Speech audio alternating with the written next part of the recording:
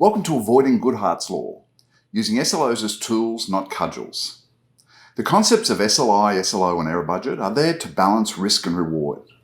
Risk around the acceptable rate of change, and reward being the business success and customer contentment.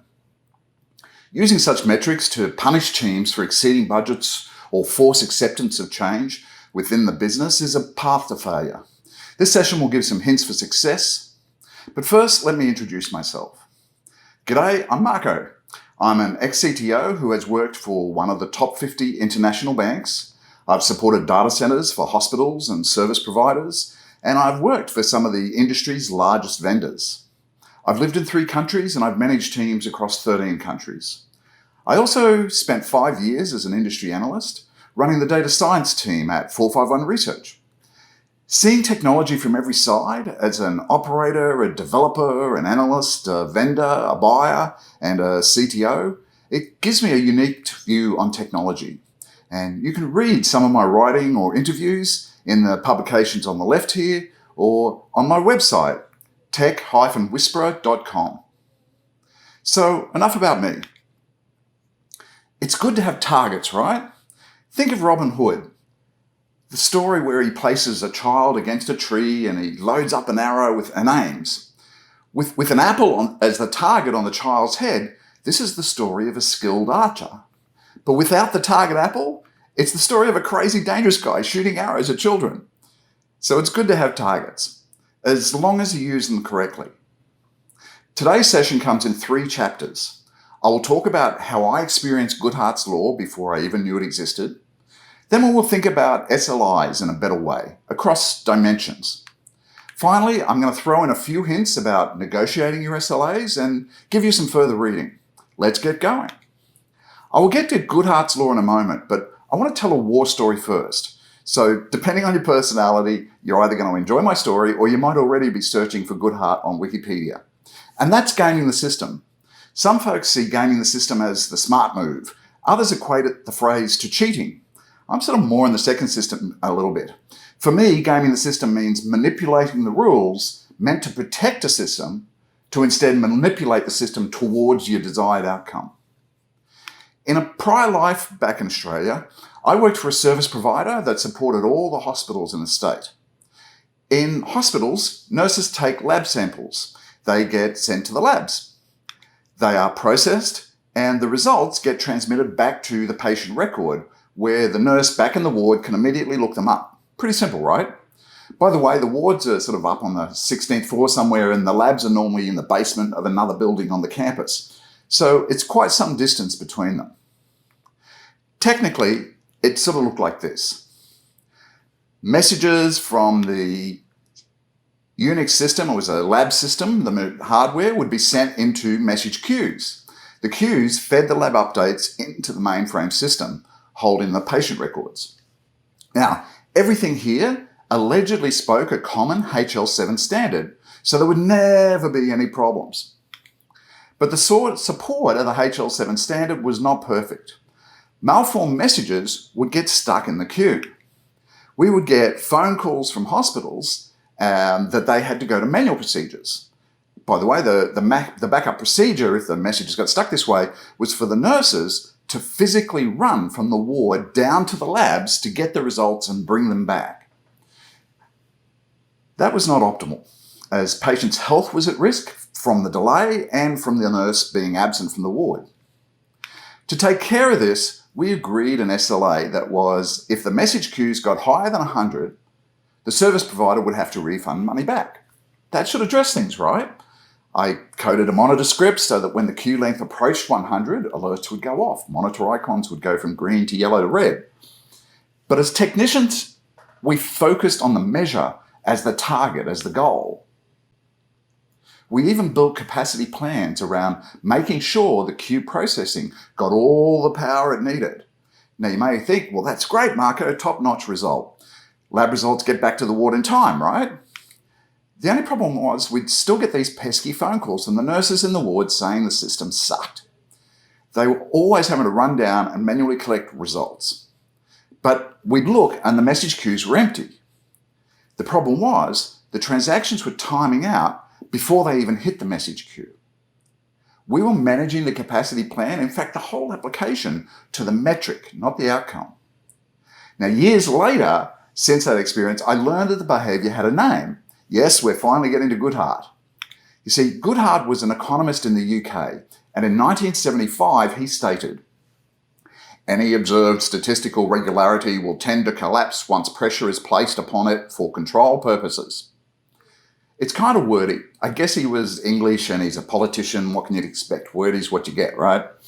But here's what he meant. Basically, the law says that when a measure becomes a target, it ceases to be a good measure. You see, queue length was a good measure of queue function. We were managing to them as a target for success, building capacity plans, so on, based on the queue instead of the successful laboratory transactions in patient records. So how do we avoid Goodhart's law? We need to let SLIs be measures and use SLOs as the goals. So what should we measure? Well, the key here is to stand in other people's shoes. It's to see everything from a few different angles. Hence, 3 dimensions. Remember, SRE is really about balancing the risk of unavailability against rapid innovation and efficient operation. We embrace that risk by giving it a value through well-defined and well-governed service-level objectives and indicators and agreements. As you are identifying SLIs, we need measures that see the whole picture in 3 key dimensions. Let's step through a simple example of each based on that hospital environment. The example will not give specific SLIs that you can apply to your environment. It's not meant to. The example is intended to share the thought process so that you can apply it back in your own environment on Monday morning. First, let's quickly review the SLI, SLO, SLA model. The SLIs are the numbers, and they work better when they're percentiles, by the way. Avoid averages. In mature environments, SLIs are nested. They will combine from SLIs that sit against the code and the technology up to SLIs that sit next to the customer. They are a defined quantitative measure, a metric. You will then set limits on the SLIs, say upper or upper and lower, giving us the SLO, the service level objective. SLOs should capture the performance and availability levels that, if barely met, would keep your typical customer happy. They're generally a target, failures are less than X, or a range, responses will be between X and Y. Generally, and I like to translate the SLOs into periodic budgets that I then track weekly, but that weekly timing, that sort of depends on your own release cycle and so on, your SDLC. The SLAs define what actions are acceptable once the budget gets used up. Defining those ahead of time is critical. It's very hard to make the right decisions in the heat of the moment when all of the monitors are red and the phones are ringing off the hook and you've turned off your cell phone because you can't stand the text messages anymore. So getting ahead of time and accepting this is how we're going to react when we run out of these error budgets is very important and very valuable. One additional thing, full outages happen less these days, so the focus needs to be on slowdowns instead. I wrote about this. I have the link here. It's at the end of the session as well. Rather than traditional uptime availability, I try to focus on the customer domain and their experience and using successful customer requests as the measure instead. To capture the overall environment, the nested SLIs supporting the CX ones should cover each of the 3 dimensions. Firstly, let's start with code.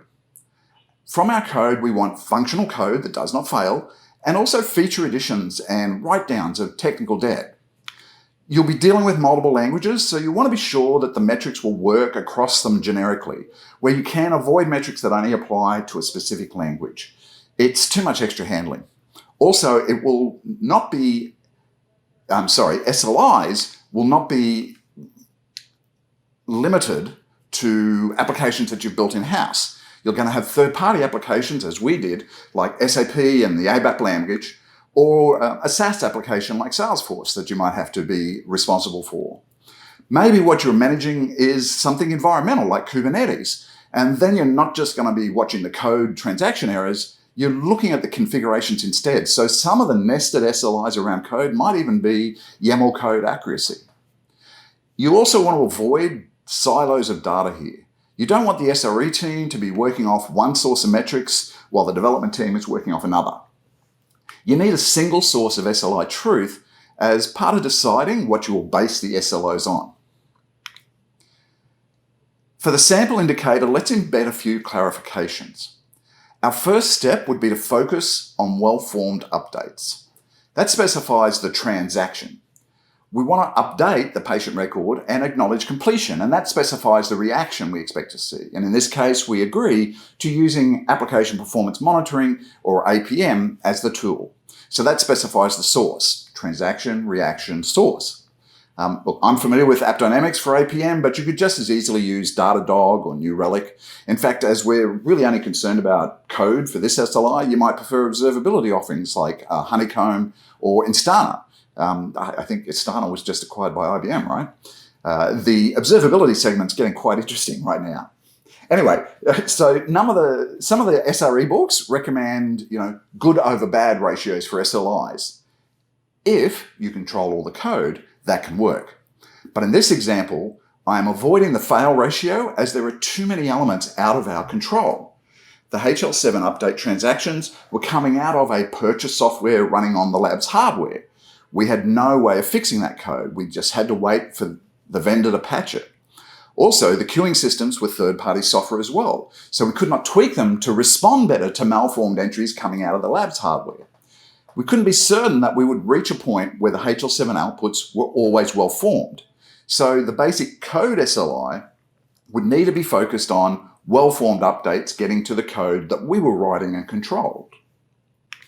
For the code SLO, we apply a goal to the indicator. We're already assuming well-formed HL7 records, so we can set this fairly high. Again, we're being clear about the transaction, the reaction, and the source. It's easy to set this goal too high. Of course, people want to say 100% for SLOs, but that means there's no experimentation, there's no innovation. It needs to be just over the level that will keep customers happy. Too high, and opportunity costs are being wasted. For the code SLA, we need an outcome. Note that the SLA goal allows some wiggle room from the SLO. We've added a time range now, and the SLO must be met over a sliding range of 28 days in this case. The SLA should specify what happens when the SLA is missed. Does one department owe the other department a refund? Perhaps something gets locked down. Maybe the software release cycle gets automatically frozen for 28 days until things are back on track. The SLA is the part that is negotiated. In a perfect world, this is defined by the business or customer and set back into the technology, and then you build the SLOs and SLIs underneath it. In reality, it's a conversation.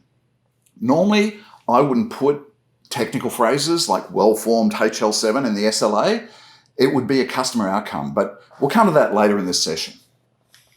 Okay, so you have some SLIs and some SLOs around code, the first dimension. And hopefully that gives developers a sense of balance, something to measure opportunities to add features and innovate and clear technical debt against business impact. Code runs on infrastructure. So of course, that can have customer experience impacts as well. You have availability concerns. How are you going to support updates to the infrastructure, updating operating systems, moving to different cloud or service providers or network providers, adding new locations to better support remote customers? These risks to availability and performance, they all need to be well balanced. As we add the infrastructure dimension, things get more complicated. You'll be dealing with the full stack and often multiple stacks in multiple locations.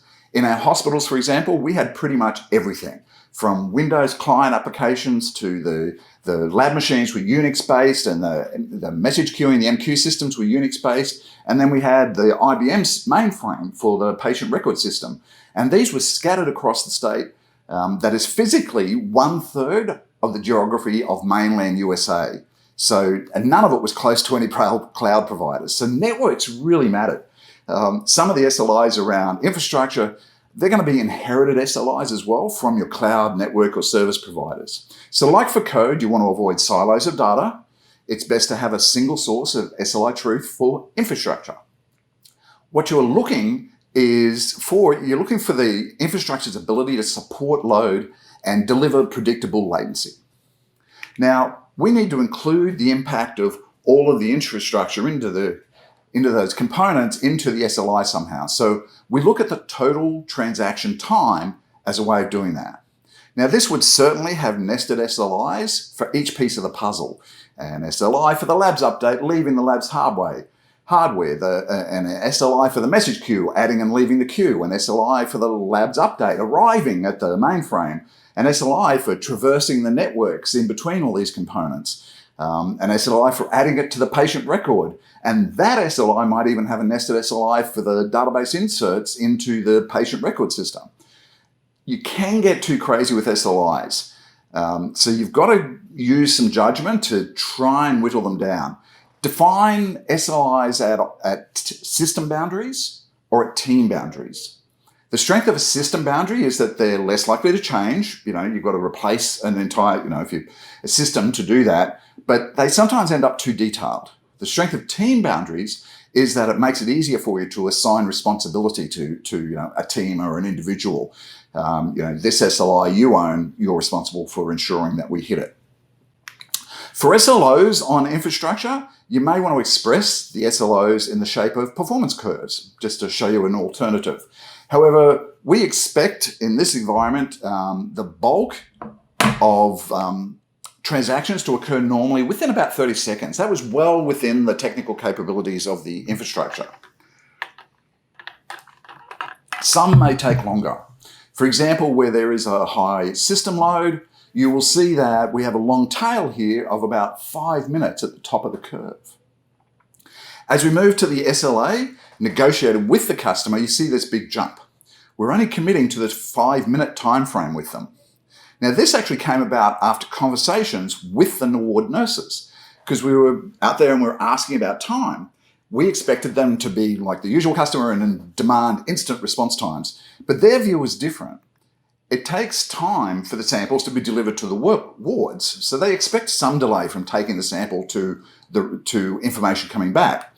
And they had a view of the overall processing time. So for them, the time frame was about beating the time it took a nurse to run from the ward to the labs whenever the system was down, if the doctor ordered them to go immediately and get the results back.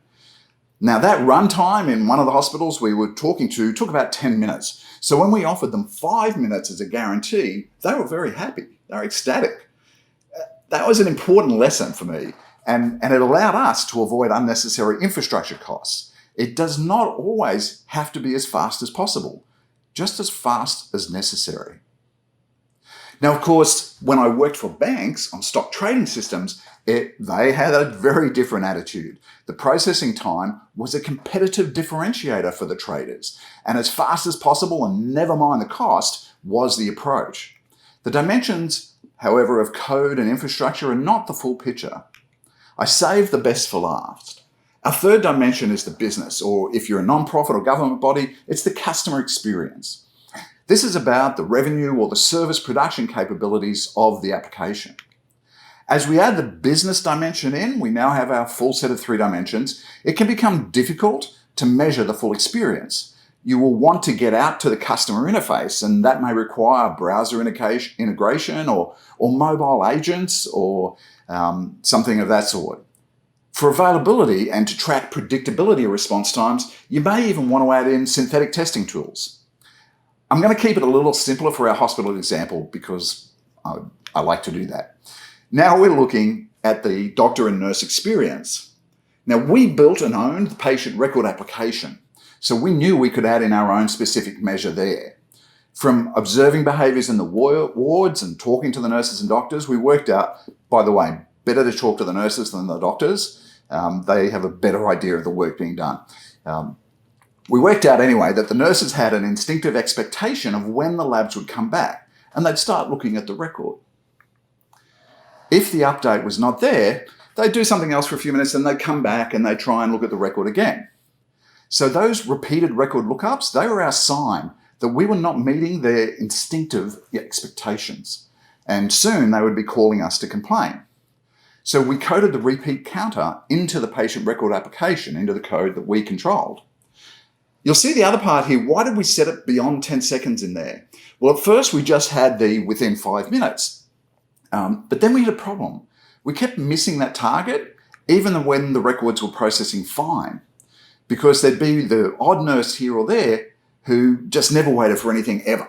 And they would just sit there hitting enter and again and again and again.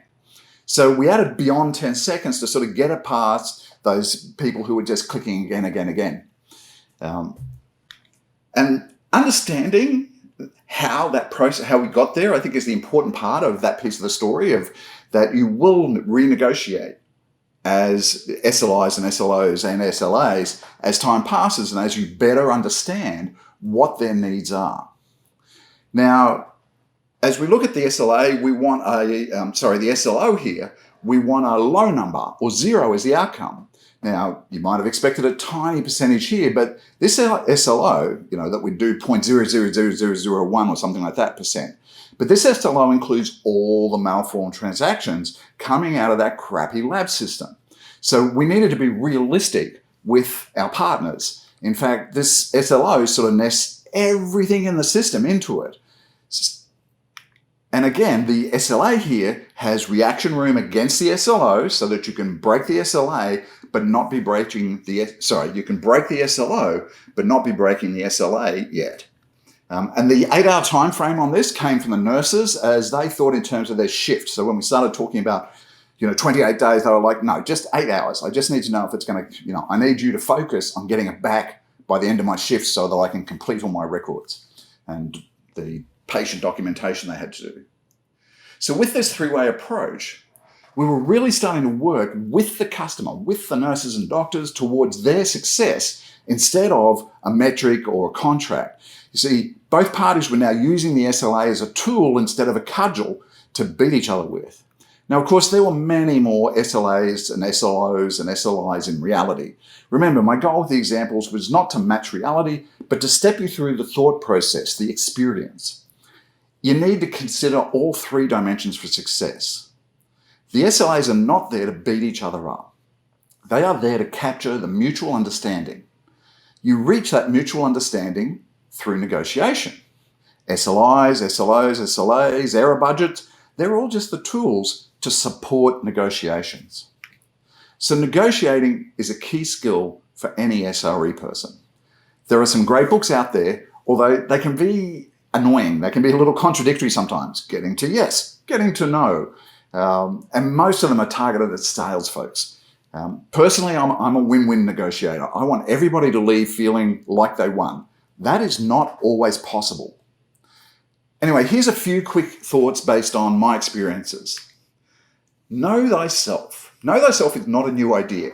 It was carved into the temple of Apollo in Greece around the 5th century BC. So as humans, we've been trying to know ourselves for a fair while. But in terms of preparing to engage in negotiation, it's the best place to start.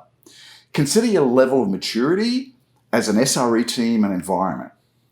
How much can you control? What risk can you absorb? And still have the business survive and still keep your job? Is that risk evenly spread throughout the year?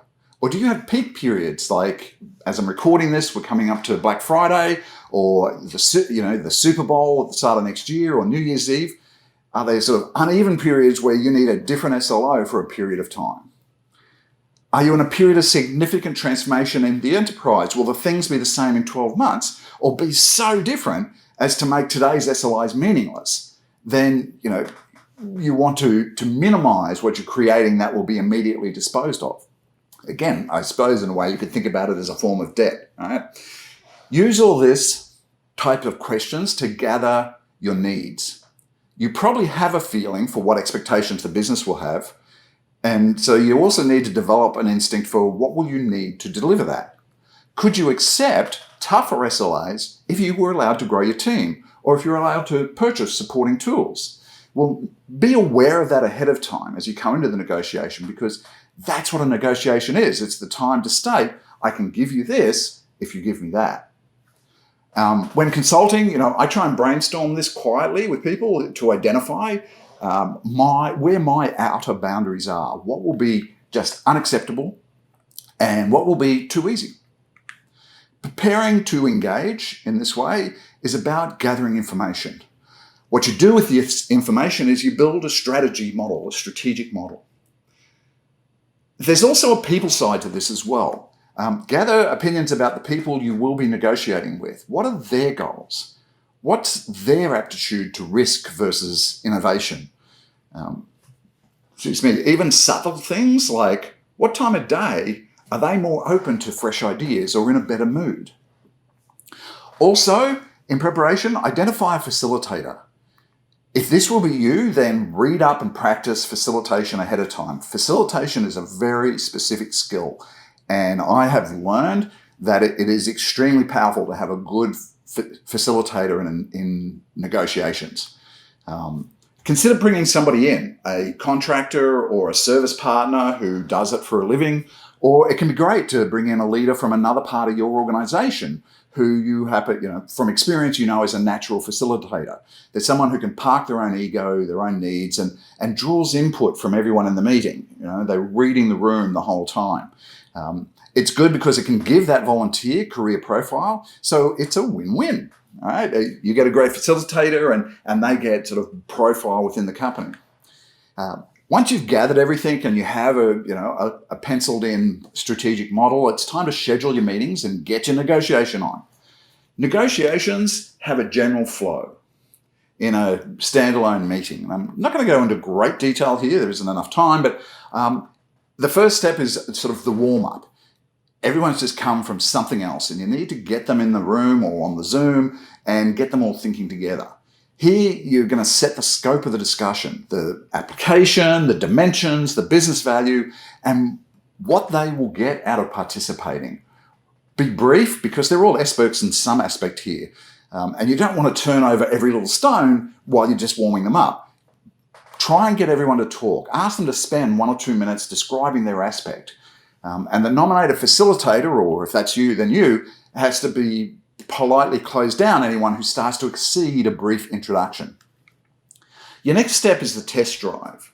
You present what some of the indicators under consideration could be. Give one specific example of an SLI, SLO, SLA chain to clarify for them, something real. You're testing the water here, so try to make this something that could live on as a final agreement. Again, something real.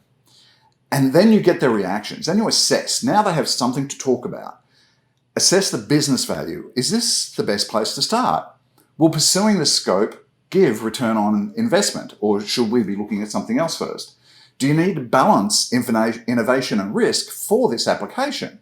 If the application is something that is stale and has been there for 10 years and gets updated once a year, that's not where you need this. Will you just freeze changes for a while to return to stability? What would the action be? Will it be a refund? Is it some sort of budget transfer between, sales and IT? And if so, when, how long would you freeze for? And what would be the amount of such a trade-off of budgets? An important part in this phase is extracting and capturing assumptions. You've got to clarify assumptions, and clarifying assumptions is why footnotes on SLAs can often be longer than the actual SLA. The SLA is this long and the footnotes is 2 pages. Then you hit the propose stage. So now you've got more information from everyone, and you can update your test drive and make a new proposal. So a few hints in here when you hit the proposal. Predictability is often more important, almost always more important than speed. The higher variance in response times, the more user experience is affected. Avoid spreads that are greater than 3 to 6 standard deviations. In fact, if your spread is greater than 6 standard deviations, that's an indicator of low capability of process. It's not good. Then you hit the recur phase. So what you're going to do now is you're going to assess the new proposal. Expect to iterate or recur through these stages, as this is where the real negotiation occurs. You may need to schedule follow-up meetings. If you do, for each meeting, always take a few minutes to revisit the warm-up, get them in the room. Just, you don't have to do the couple of minute briefs each time, but maybe just restate the scope and goal, recap the conversations to date, and try to acknowledge something from each person during the warm-up. You want them participating in the conversation. You want them feeling respected and valued. And then hopefully at some stage, you will reach the agree phase. This is the final presentation of the finished SLI, SLO, SLA for sign-off. If it's a service provider, it might be a physical sign-off, but it's worth saying that you will need everyone to commit in email, even if it's an internal SLI, SLO error budget. They need to commit on the record, and there's two reasons for this. One, because it's useful to have the record later on. You did say you did commit to this. But the more important one here is that you will then find people who are reluctant. And if they're reluctant, it means you missed something during the assess phase. So you need to return to that and try again to work out why they don't want to accept this as the agreement for delivery. Okay, thanks for coming on that journey with me. Here's what I hope that you take away from this session. I hope you learn from my experience. Don't manage to the metrics. Focus on the outcomes. The full transaction, the complete process, the overall experience. Don't use service levels to beat each other up. Use them to become preemptive. Use them so that you can offer more services ahead of time. If you realize that you're under budget, it might be a time to walk across to development and go, hey, this is a great chance to write off some more technical debt. We've got a bit of leverage here. When you build out your service levels, remember to assess them against the 3 dimensions: code, infrastructure, business, or customer experience. Are you seeing the full picture? Is some critical aspect being overlooked? Is there sort of like a black box in the system somewhere that you've just that you missed? One of the most critical things around customer experience, remember, is predictability. With higher variance in response times, the more user experience is affected. So keep your eyes on the transactions that are the outliers. Outliers annoy the crap out of users. If I hit it and it takes 15 seconds to respond, then I know I have enough time to swap screens and read something and swap back after 15 seconds and it's there. But if I swap back and it's not there, and now suddenly for no reason whatsoever, it takes 4 minutes, I am going to be annoyed. So you need to sort of keep an eye. That's why I talk about percentiles rather than averages, and keep an eye on the outliers. Finally, realize that if you want to be great at SRE, you will need negotiation skills. Negotiation, it's useful for life and it's useful for SRE. Look, as promised, here are some links to reading on similar topics.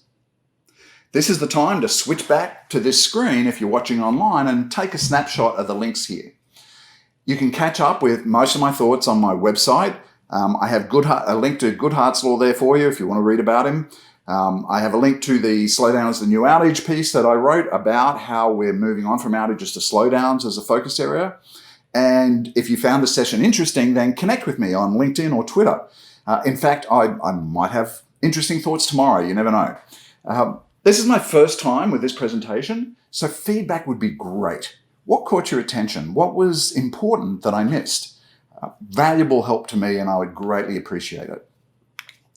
With that, I want to thank USENIX and SREcon for hosting this session. I want to thank the folks who were working with me to get the session uploaded for their patience. We had a few, they've been very patient with me, I will say that. And I want to thank you for your time today. And I will see you in the Slack channels.